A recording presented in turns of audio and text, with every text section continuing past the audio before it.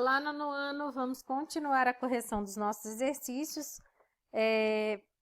Por favor, abram comigo na página 44. Agora nós vamos corrigir a 45, mas eu queria falar uma coisa para vocês. Ainda a respeito de argumentação, dos conectivos. Bom, é o seguinte. Só um minutinho. Deixa eu abrir aqui.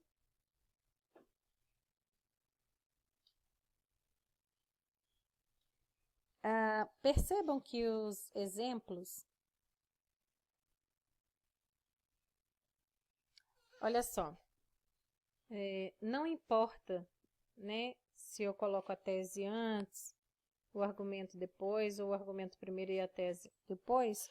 Não importa. A posição pode ser invertida e proporcionar o mesmo resultado, tá bom?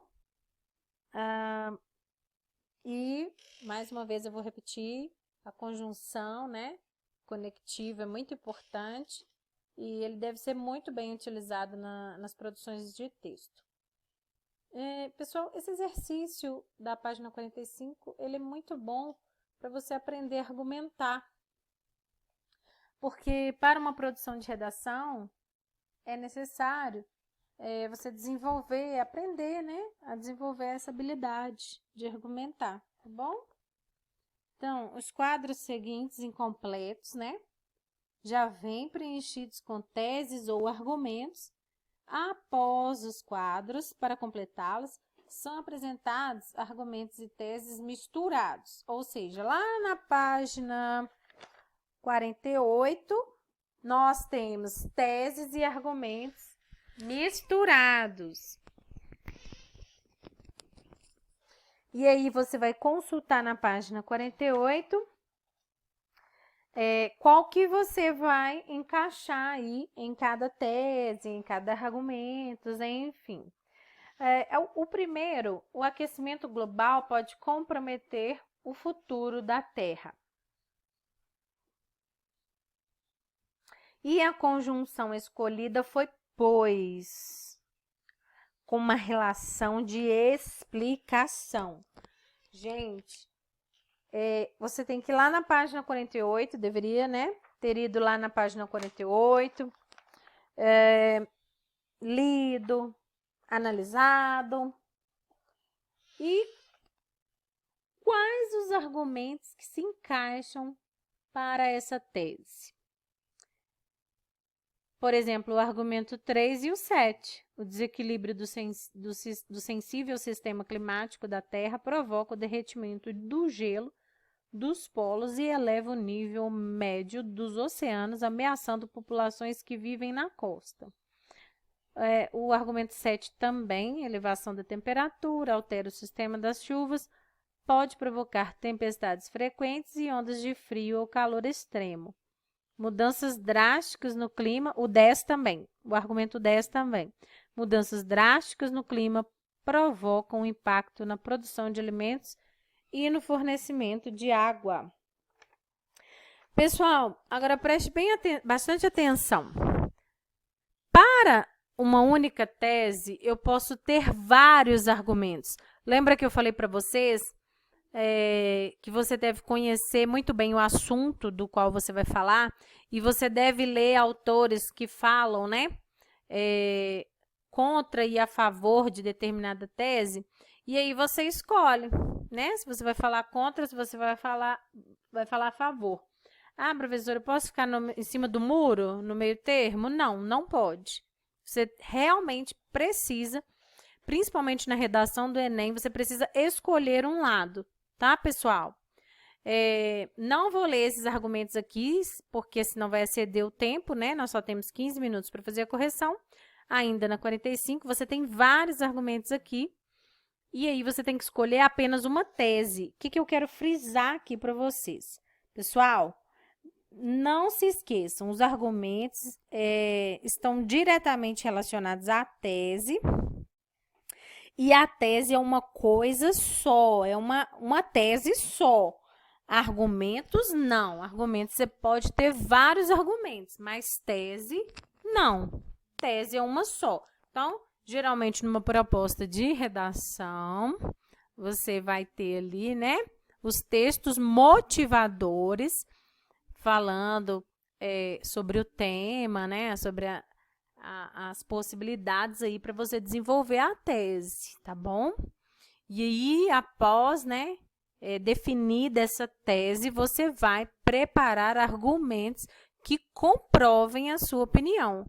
Não importa se você acha, se você seja a favor ou não do determinado, né, assunto ali envolvido, da tese ali, não importa se é contra ou a favor. O que importa é se os seus argumentos serão sólidos o suficiente para que você não só convença o seu leitor, mas mostre conhecimento sobre aquilo que você está falando. Então, aqui, por exemplo, nessa página 46, mergulhar na leitura de bons autores e na produção de textos é uma das estratégias mais eficientes para desenvolver amplo domínio da língua. Para mim, na minha opinião, né, isso é verdade e realmente é importantíssimo você mergulhar na leitura, né? Preste bem atenção que a palavra utilizada, né, foi mergulho, né, sobre mergulho na leitura como um modo eficiente de domínio da língua. Eu concordo com essa tese. Então, o que eu faço? Eu procuro argumentos que comprovem essa tese. Então, por exemplo, eu posso encontrar em vários lugares aí, em vários sites, né, sérios, autores sérios que já escreveram sobre esse assunto, e eu posso citar, por exemplo, de acordo com fulano de tal, isso, isso e isso. Nesse caso aqui, nós já temos argumentos prontos no nosso material didático, bastava você encontrar e encaixar aqui os dois argumentos próprios para essa tese aqui, nesse caso é a tese, o argumento 1 e o argumento 8, né? A leitura de bons autores que redigem com expressividade e clareza, gradativamente leva o leitor a desenvolver maior e mais sofisticado manejo da língua. Isso é verdade, gente. Tem que ser bons autores.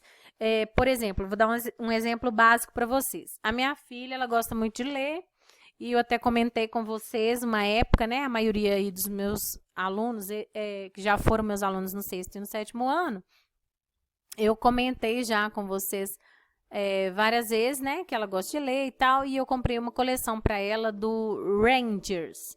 E é uma coleção de livros traduzidos. Ou seja, o livro original foi escrito na língua inglesa. E aí, quando foi traduzido para o português, gente, a quantidade de erros que tem no livro não é brincadeira. Provavelmente alguém que tentou traduzir do inglês para o português não tem o menor domínio, né, da língua padrão, da norma culta da língua portuguesa, porque apresenta erros gravíssimos. E realmente a gente perde muito da leitura, né? Até mesmo do autor, do próprio autor, porque às vezes o autor fez um trabalho super bacana na língua dele, mas aí quando traduz, aí realmente perde, né? Perde-se muito.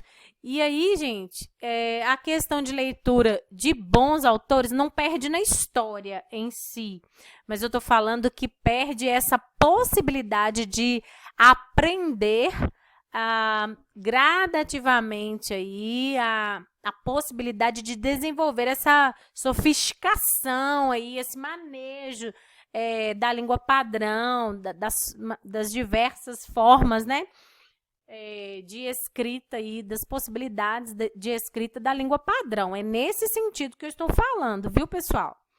A história não, a história você vai entender a história, vai entender tudo direitinho. Mas eu estou falando de aprender com a leitura a gramática mesmo, tá bom? Para aprender a gramática mesmo, você tem que ler bons autores, bons textos mesmo.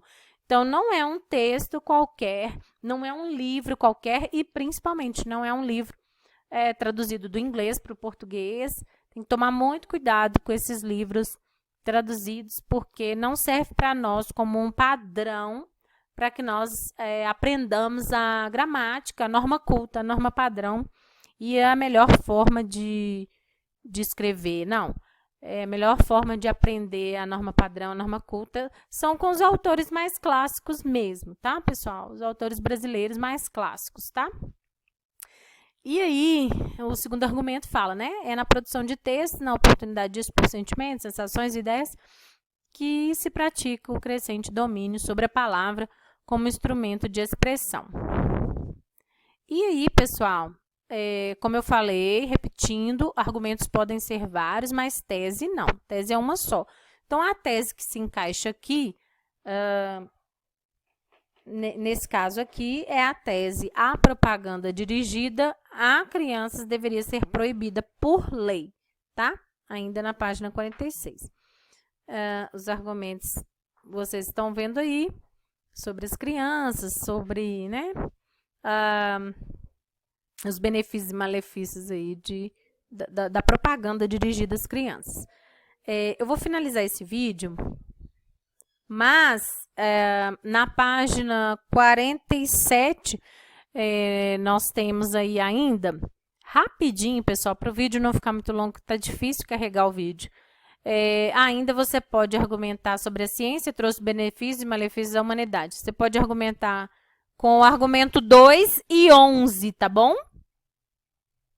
E ainda você pode argumentar na educação, na tese, né? E aí, pessoal, esse último aí, né? Você pode usar sobre a educação, a tese da educação e prepara um povo para participar das decisões políticas de um país. Eu não concordo com essa tese, mas aí você pode usar os argumentos 6 e 9. As decisões que envolvem uma nação devem ser tomadas com base em conhecimentos sólidos para que a probabilidade de erro seja reduzida. É necessário saber buscar informação, verdade.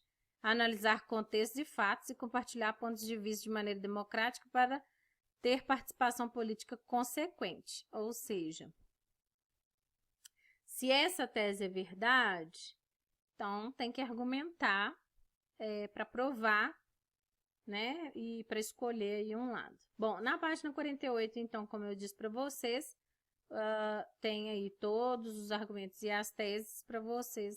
Foi o que a gente acabou de fazer. Eu vou fazer mais uma videoaula para a gente corrigir o restante das atividades, tá bom? Abraço, pessoal. Voltamos em breve. Abraços. Tchau.